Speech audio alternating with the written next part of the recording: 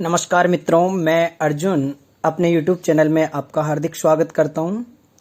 हम अलंकार के विषय में चर्चा कर रहे थे। इससे पहले अलंकार से संबंधित 2 वीडियो पहले सेंड कर चुका हूं। कृपया करके इस वीडियो को देखने से पहले अलंकार भाग 1 और अलंकार भाग 2 अवश्य देखें।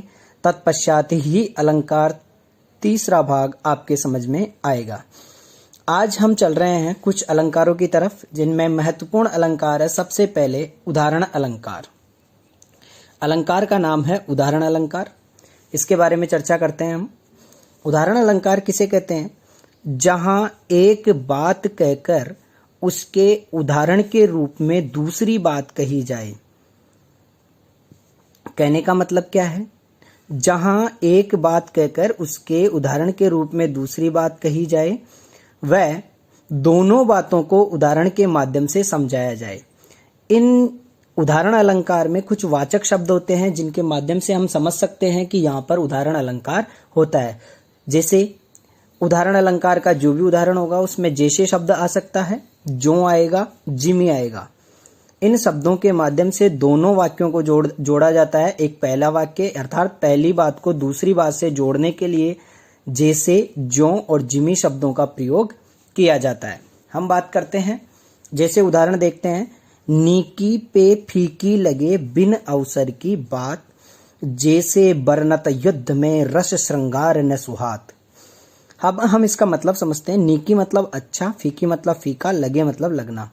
अच्छी बात भी फीकी लगती है कब? बिन अवसर की बात। बिना अवसर के जब अच्छी बात कही जाती है, कहने का मतलब अवसर है ही नहीं और उस बात को महत्व दिया जाता है, तो वो अच्छी बात भी फीकी लगती है। किस तरह से? जैसे उदाहरण दिया है इसी का दूसरी लाइन में, जैसे बरनत युद्ध में, युद्ध क्षेत्र में रस श्रृंगार न सुहात।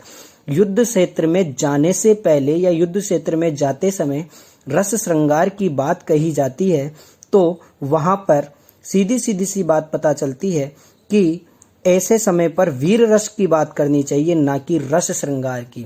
अतः यहाँ पर क्या हो गया? इस बात की तुलना किससे करी गई है? अर्थात बिना अवसर के अगर अच्छी बात कहोगे तो वो फीकी लगेगी।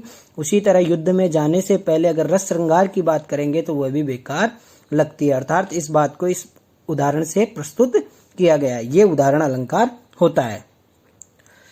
इसी के साथ हम अगला उदाहरण देखते हैं। सबे सहायक सबल के कोई न निबल सहाय। सभी व्यक्ति सबल व्यक्ति के बल जिसके पास होता है उसी की सहायता करते हैं, कोई निर्बल व्यक्ति की सहायता नहीं करता है। जैसे क्या लिखा हुआ है? देखो यहाँ पर जैसे शब्द आया हुआ है ऊपर वाले वाक्य में, अर्थात उदाहरण अलंकार है। वैसे यहाँ पर भी कौन सा शब्द है? जो शब्द है। पवन जगावत आग जो, दीप ही देत बुझात। कहने का मतलब क्या है? ये सभी व्यक्ति सबल व्यक्ति की सहायता तो करते हैं, निर्बल की कोई सहायता नहीं करता। जैसे पवन, जैसे हवा क्या होती है? आग को जगाने का कार्य करती है। आग लगी हुई है, वहां पर हवा लगेगी तो वह आग और भी ज्यादा लगेगी। पर जो ही दीप ही देत बुझाए, परंतु वही हवा जब चलती है तो एक जलता हुआ दीपक भी क्या हो जाता है? बुझ जाता है, क्योंकि ये क्या है? निर्बल है और यहाँ पे सबल है। अर्थात इस बात को इस उदाहरण से प्रस्तुत किया गया है। यहाँ पे हमारा उदाहरण अलंकार समझ में आ गया होगा। आगे चलते हैं हम दूसरे अलंकार की तरफ। अगला अलंकार है हमारा विरोधाभास अलंकार। देखो, विरोधाभास नाम से ही पता चल रहा है कि विरोध का आभास जहां होता है वहां पर विरोधाभास अलंकार होता है। परिभाषा देखें। जहां विरोध न होने पर भी विरोध की प्रतीति हो, प्रतीति का मतलब होता है आभास होना, विरोध का मतलब विरोध का आभास हो, वहां पर विरोधाभास अलंकार होता है। न होने पर भी विरोध हो, वहां पर विरोधाभास अलंकार होता है। जैसे देखते हैं हम। मीठी लगे अखियान लुनाई। मीठी मतलब मीठी, लगे मतलब लगना, अखियान मतलब आंखों की, लुनाई मतलब लवणता। लवणता का मतलब होता है खारापन। जब आदमी रोता है तो उसकी आंखों में जो लवणता है अर्थात आंसू जो बहते हैं वह भी क्या लगते हैं? मीठे लगते हैं। जबकि मीठा और लुणाई मतलब लवणता दोनों क्या है?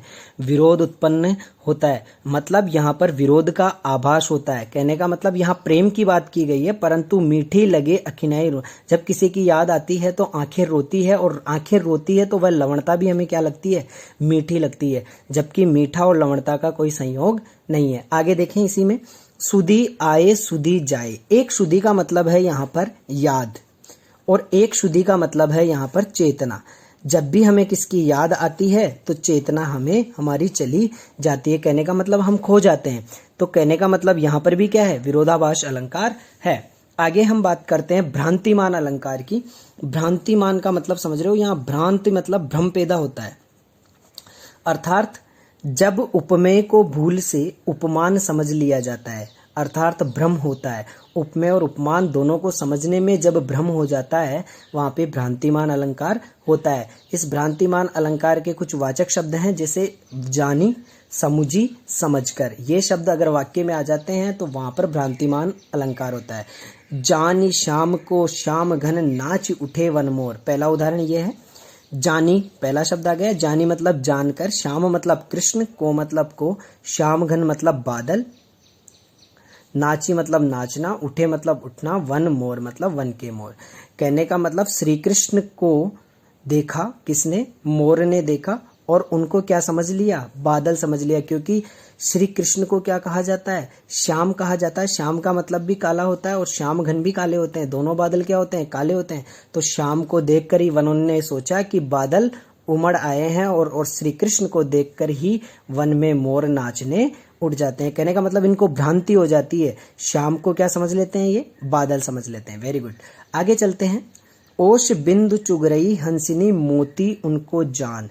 जान शब्द आ गया। जान का मतलब जानी, जानी यहाँ पे लिखा हुआ है जान, ये भी जानी जान भी हो सकता है। तो जान का मतलब जानकर हो गया। ओश बिंदु, ओशों की बिंदु, चुग रही, हंसिनी मतलब हंस, मोती उसको जान। ओश की बिंदुओं को हंस क्या समझ के चुग लेते हैं, मोती समझ के चुग लेते हैं। जबकि भ्रांति हो गई, जबकि वो क्या थी, ओश की बूंदें थी, उनको हंस क्या समझ लेते हैं, मोती समझ लेते हैं और उनको चुगने लग जाते हैं। जबकि हंसों को यहाँ पे क्या भ्रम हो जाता है कि ये ओश बिंदुएं क्या है, मोती है। यहाँ तक लगभग आपको समझ में आ गया होगा। आगे चलते हैं अपन।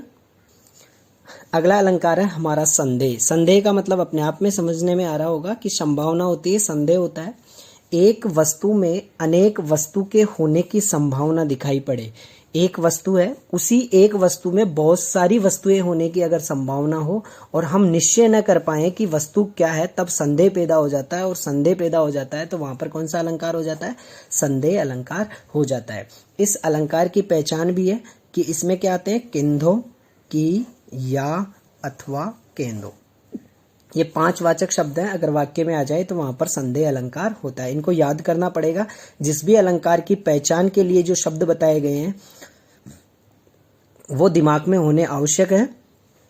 इन शब्दों के माध्यम से अगर हमें परिभाषा याद नहीं रहती है या अलंकार याद नहीं रहता है तो हमें इन शब्दों के माध्यम से पता चल जाता है कि कौन सा अलंकार किस में है। उदाहरण से देखते हैं। हरिमुख यह आली, किंधो उयो मयंक। हरिमुख श्री कृष्ण, हरिमुख मतलब हरि का मुख, भगवान का मुख, यह मतलब यस, आली मतलब होता है सखी, एक सखी कहती है हे सखी, किंधो मतलब या, उयो मयंक, उयो मयंक, उयो का मतलब होता है उगता हुआ, मयंक मतलब चंद्रमा। एक सखी कहती है कि यह उगता हुआ चंद्रमा है या फिर क्या है, हरिमुख श्री कृष्ण का मुख है या भगवान का मुख है। कहने का मतलब संदेह हो गया कि ये क्या है, मयंक मतलब उगता हुआ क्या है, चंद्रमा है या हरि मुख है। आगे देखो एक और उदाहरण। ये छींटे हैं उड़ते अथवा मोती बिखर रहे हैं। ये छींटे, पानी के छींटे, ये उड़ते हुए दिखाई दे रहे हैं या फिर मोती बिखर रहे हैं। या उड़ते हुए जो पानी की बूंदे वो क्या लग रही है, मोती लग रही है। कहने का मतलब यहाँ पर क्या हो गया, संदेह हो गया। पहले वाले अलंकार में भ्रांति हुई थी, भ्रम हो गया था, यहाँ पर संदेह होता है। कहने का मतलब ये छींटे उड़ रहे हैं, ये मोती हैं या क्या है, छींटे पानी की बूंदे हैं, अर्थात यहाँ पे संदेह अलंकार हो गया। आगे अलंकार की आगे चलते हैं अपन भ्रांतिमान अलंकार की तरफ। जो हमने पहले अलंकार पढ़ा था तो भ्रांतिमान अपन अलंकार पढ़ चुके हैं। यहाँ गलती से भ्रांतिमान लिख दिया है, यहाँ पे है अतिशयोक्ति अलंकार, सॉरी अतिशयोक्ति अलंकार, अतिशयोक्ति अलंकार। आप अतिशयोक्ति अलंकार देखते हैं अपन। भ्रांतिमान में भ्रम होता है, जहाँ जानी समझी वगैरह आता है, और यहाँ पर क्या आता है, किंदों की या अथवा केंदो आता है। अब देखो अपना जो अलंकार है अगला वो है अतिशयोक्ति अलंकार। अतिशयोक्ति अलंकार में क्या होता है, जहां बात का वर्णन बढ़ा चढ़ाकर किया जाए, बात छोटी है पर उसका वर्णन है ना बढ़ा चढ़ाकर किया जाए, अर्थात इतना बढ़ा चढ़ाकर कि लोक सीमा का ही उल्लंघन हो जाए और उस बात को मानने में ही नहीं आए, तो वहां पर बोलते हैं अतिशयोक्ति अलंकार। जैसे चलो धनुष से बाण, चलो धनुष से बाण, साथ ही शत्रु सैन्य के प्राण चले।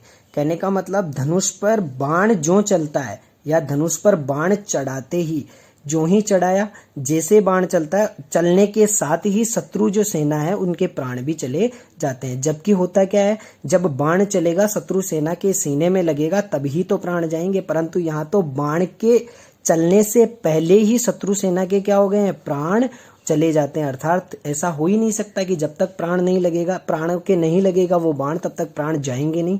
तो यहाँ पर वर्णन को बढ़ा चढ़ाकर बताया गया है। एक इसी का महत्वपूर्ण एक और उदाहरण है जो यहाँ लिखा हुआ नहीं है, ध्यान से सुने। हनुमान की पूंछ में लग न पाई आग, लंका सिगरी जल गई गए निशाचर भाग।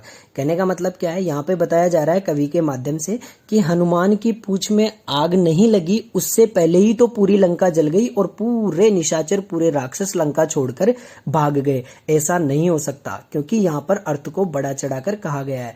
हनुमान की पूंछ में आग लगने के बाद लंका को जलाया जाएगा, तब निशाचर भागे जाएंगे, परंतु यहाँ पर क्या कहा है, हनुमान की पूंछ में लग न पाई आग। कहने का मतलब आग नहीं लगी, उससे पहले ही लंका सिगरी जल गई, पूरी लंका जल जाती है और निशाचर भाग जाते हैं। तो यहाँ पर अतिशयोक्ति अलंकार होता है। आगे चलते हैं अपन।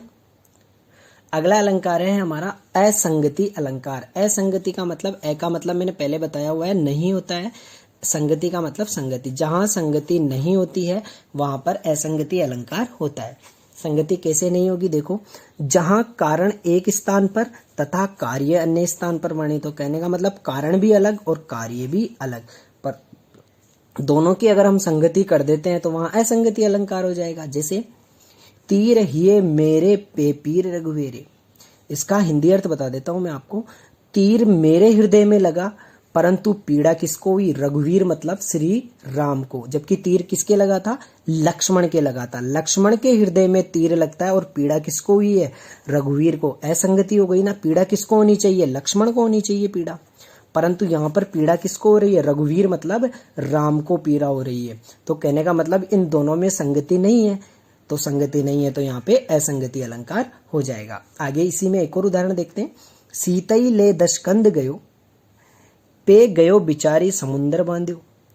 सीता को लेकर दशकंद मतलब रावण गया, सीता को लेकर रावण गया, परंतु गयो बिचारियो समुंदर बांधी। परंतु बांधा किसको गया, समुद्र को बांधा गया।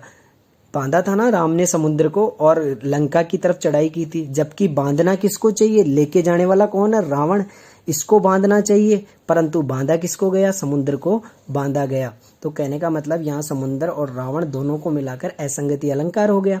बांधना दशकंद को चाहिए और समुद्र को बांधा गया। आगे हम देखते हैं विभावना अलंकार। जब कारण के न होने पर भी कार्य का होना पाया जाए, कारण नहीं है फिर भी कार्य हो, कारण नहीं है फिर भी क्या हो, कार्य हो, वहां पे विभावना अलंकार होता है। देखो वी से यहाँ पे शुरू हो रहा है ये अलंकार विभावना, इसकी पहचान भी है बिना, बिनु, बिन, वैसे शुरू हो रहा है, यहाँ पर भी वैसे, तो बिना, बिनु, बिन, ठीक है। ये इसकी पहचान क्या है, जैसे उदाहरण देखते हैं बिल्कुल साधारण सा। बिनु पद चले सुने बिनु काना, बिनु पद चले, बिना पैरों के चलते हैं। देखो कारण नहीं है फिर भी कार्य हो रहा है, कारण क्या होना चाहिए, पैर होने जरूरी है, फिर ही तो व्यक्ति चलेगा, परंतु यहाँ पे क्या कहा जा रहा है, बिनु पद चले, बिना पैरों के चलता है, सुने बिनु काना, और सुनता भी किसके बिना है, कान के बिना भी व्यक्ति सुनता है। कर बिनु कर्म करे विधि नाना, और बिना कर्म, कर मतलब हाथ, बिना हाथों के व्यक्ति बहुत सारे कर्म कर देता है। कहने का मतलब यहाँ पे कौन सा अलंकार हो गया, विभावना अलंकार। यहाँ पे कारण नहीं है फिर भी कार्य हो रहा है, ये अपना विभावना अलंकार है। तो आज हमारे 4 अलंकार समाप्त हो गए। इनको समझने के लिए एक बार और दोबारा वीडियो देके समझने की कोशिश करें, और आगे के वीडियो के लिए मैं आपको बता दूं कि आगे भी अलंकार दिए जाएंगे, तब तक आप इनका रिवीजन करें। पहले के भाग देखें, भाग 1, 2 और 3, तीनों भागों को समझें, आपके लिए महत्वपूर्ण अलंकारों में से हैं। धन्यवाद।